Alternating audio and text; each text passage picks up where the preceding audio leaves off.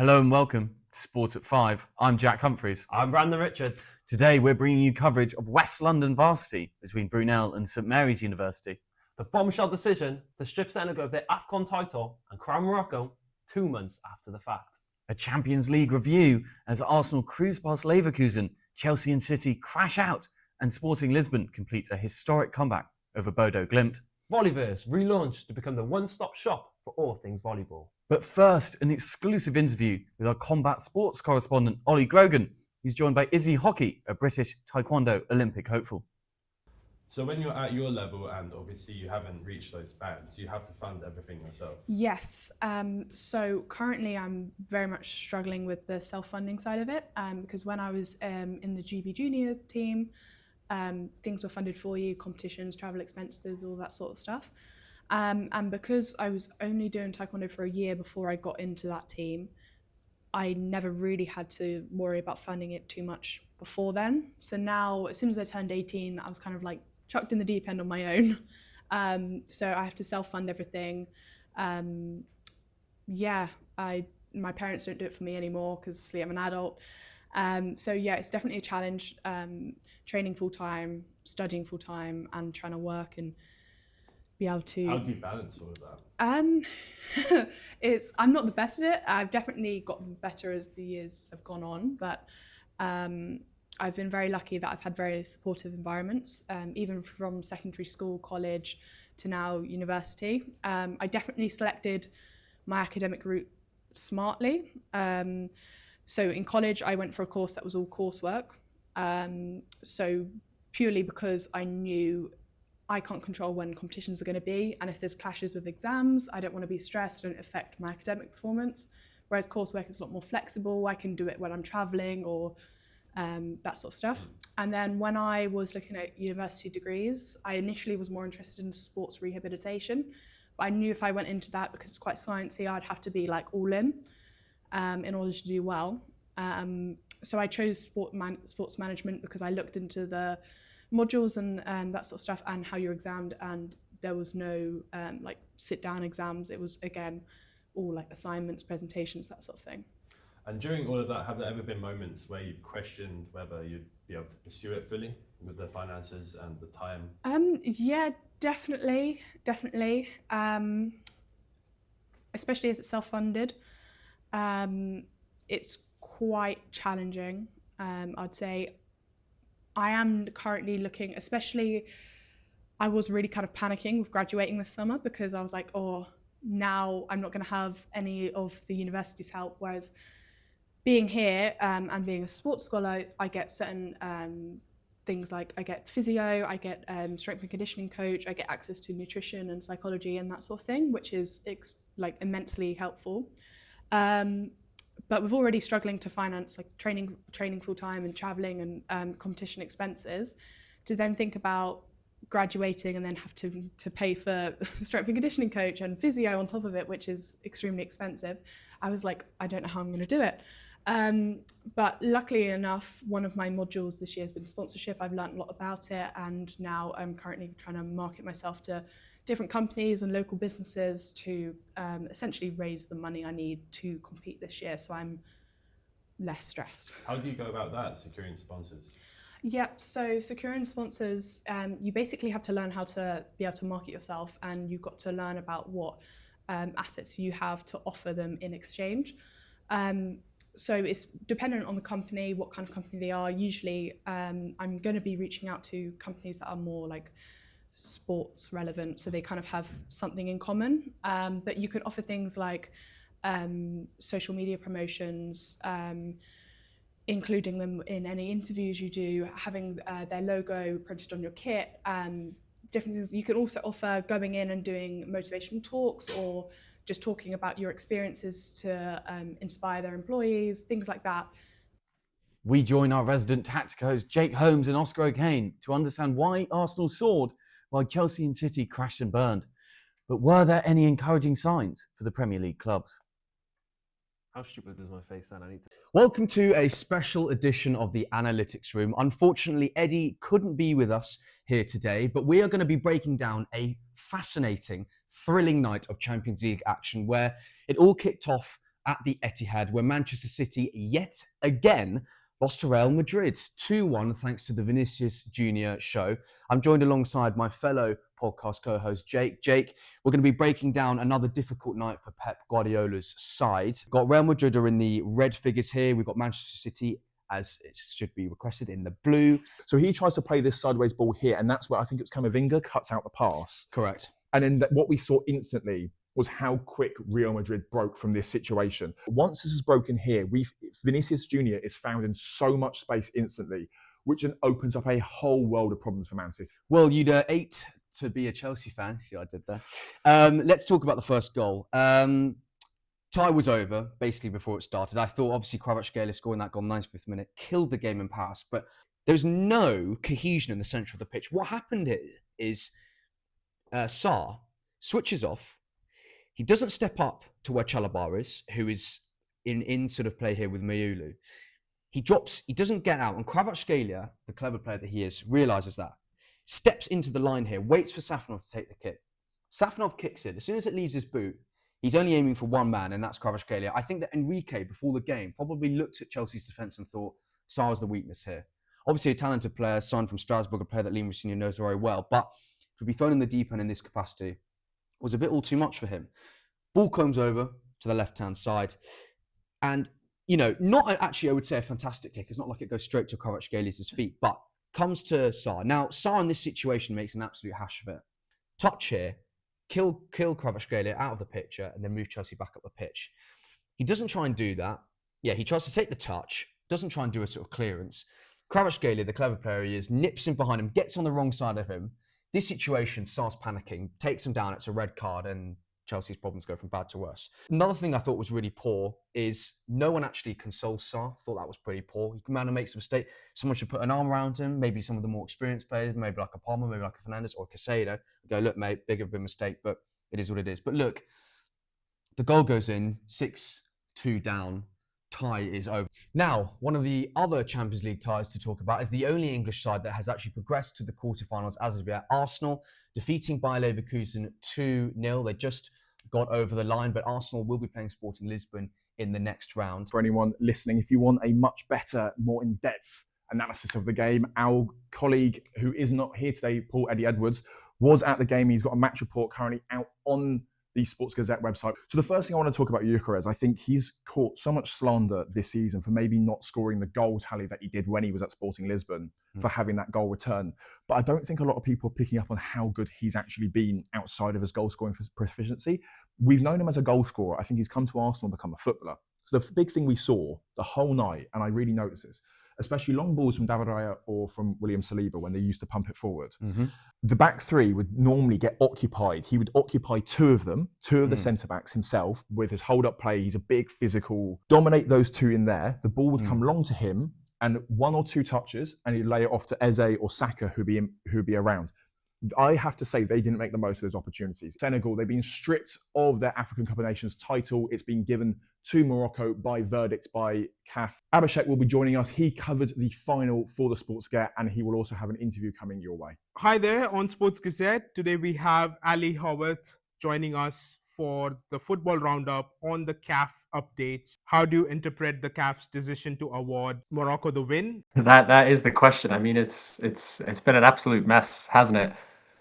You know, I guess what this has happened in kind of response to what CAF did earlier after the tournament, right? So, you know, we all know what happened during the final when the Senegalese players walked off and then they came back on and the CAF disciplinary board initially ruled in favor of the Senegalese. You know, they fined some of the Senegalese players as well as some of the Moroccans for, you know, the Towelgate incident. But they ultimately said that Morocco's appealed, that according to section and Article 82 and 84 of the CAF AFCON rules, they threw it out and they said that, Senegal were the rightful winners. I think whether this is just a straightforward application of the rules after the matter is a hard one. And look, I'm no legal expert, but I think there's questions about the CAF appeal committee and their capacity to challenge the disciplinary board, as well as the kind of idea that whether Article 82 can be applied. Article 82 says that when teams refuse to play, walk off, or leave the ground or refuse to play the game in the first place, that they suffer a forfeit. But I think the Senegalese Federation would push back and say, actually, what the referee did was allow the players to come back on. They agreed on that, and so the referee's word is final as per IFAB Law 5. So there's a lot of legal kind of jargon to get into. I think what is really bad, though, is that this has taken so long to happen, and time does matter in these kind of situations, because Senegal, to their mind, have won this tournament, and because CAF didn't respond within the time frame, within a quick time frame, it's really hurt the image of CAF. It's hurt their brand, and it's put a lot of people in a very tricky position. No one less than Walid Regragui, who's the Moroccan head coach, who resigned after the AFCON because he said, if I don't win the AFCON, I will resign. Well, what's he going to do now? Because he's now resigned, but it turns out he actually won the AFCON. So it's a genuine mess. Fascinating stuff. Thank you, Abhishek. But what does Senegal make of this? A Senegal spokesperson said, "This unprecedented and exceptionally serious decision directly contradicts the fundamental principles of sport and ethics, foremost among which are fairness, loyalty, and respect for the truth of the game. It stems from a manifestly erroneous interpretation of the regulations." By calling into question a result achieved at the end of a match that was properly played and won in accordance with the rules of the game, the CAF seriously undermines its own credibility and legitimate trust that the African people place in continental sporting institutions. Senegal cannot tolerate an administrative decision that erases commitment, merit, and sporting excellence. Senegal unequivocally rejects this unjustified attempt at dispossession. It calls for an independent international investigation into suspected corruption within the CAF's governing bodies.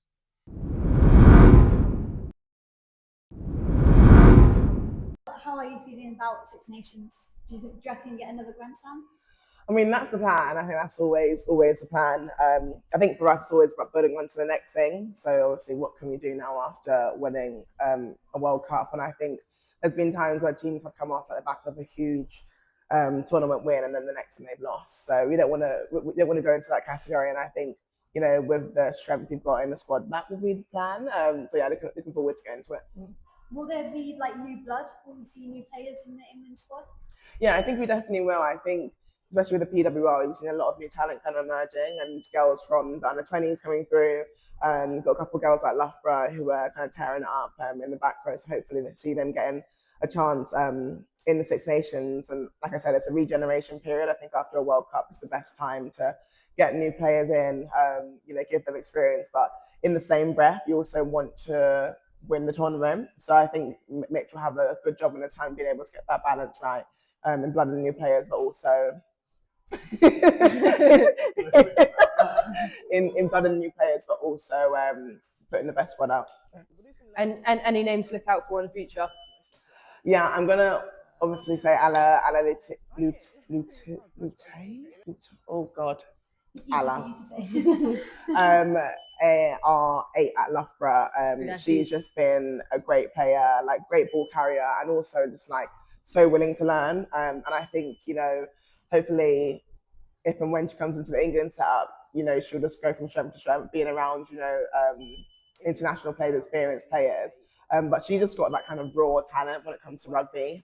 So yeah, definitely looking out for Ella. Who do you reckon your biggest match will be against in the Six Nations? France, they were at the semi-finals of the World Cup last year. Yeah. Do you reckon they'll be big? Yeah, definitely. I think France usually is always our biggest game, especially when it's France away. We're playing in Bordeaux this year, and you know, France always have a very hostile crowd. They love to boo us, you know, they love to make loads of noise.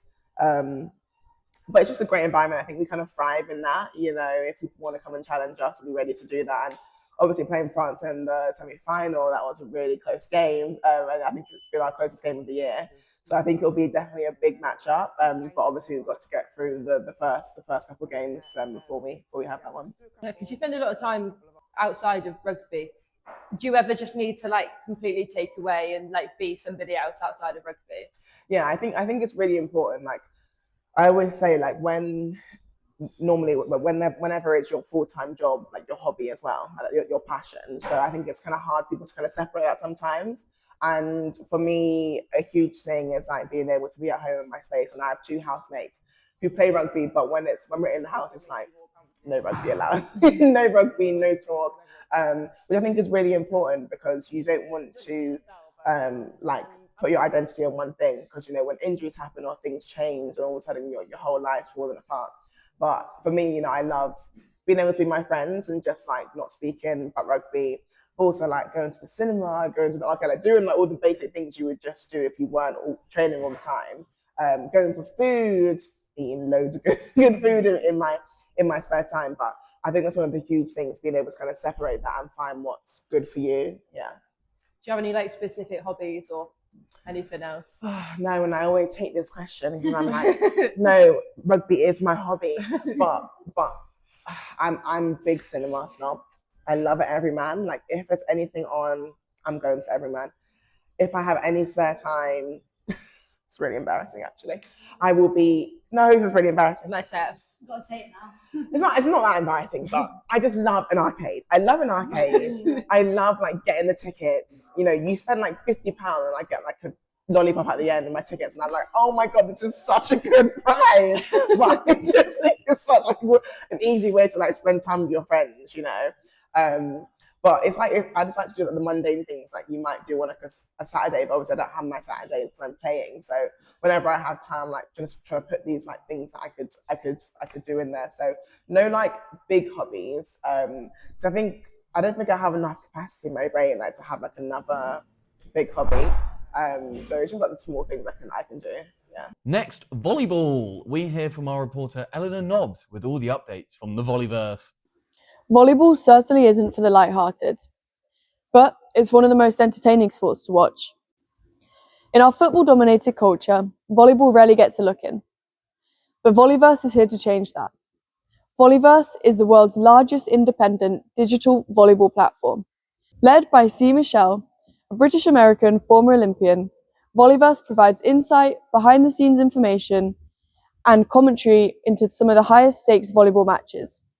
With more than 92,000 followers on TikTok and millions of likes, Volleyverse is truly global. Volleyverse covers matches and tournaments all around the world, such as the CEV Champions League and the Men's and Women's Nations League. For football fans, that's the equivalent of the Champions League and an international tournament. Volleyverse is built on 3 pillars: to entertain first, to provide professional insight, and to grow the sport. With the Men's and Women's Volleyball Nations League coming up in June, now is the perfect time to develop your volleyball knowledge. And who knows, maybe you'll find yourself on the volleyball court soon enough. Finally, the hotly contested West London Varsity, where St Mary's are putting up a brave fight against an imperious Brunel. We have unconfirmed reports of Simmies Get Battered chants ringing around the campus. We hear from Report on the Ground, Ben Taylor with the latest. We're here at West London Varsity at the Brunel Sports Park. It's been a pretty even display out here so far, but yet each pitch has been a dominant result. In football, the 3's result has gone convincingly to Brunel, meanwhile the 2's result went convincingly to St Mary's. Half time, it's 0-0 so far in the 1's game, so we're just going to have to wait to see what happens. On the hockey pitch, it was a convincing win for Brunel cricket. Before that, we then had a convincing win for men's hockey and then a convincing win for Brunel women's hockey. We're halfway through now, so we'll catch up with you later on. That's it from us at Sport at 5. I've been Jack Humphreys. I've been Brandon Richards. Good night, London.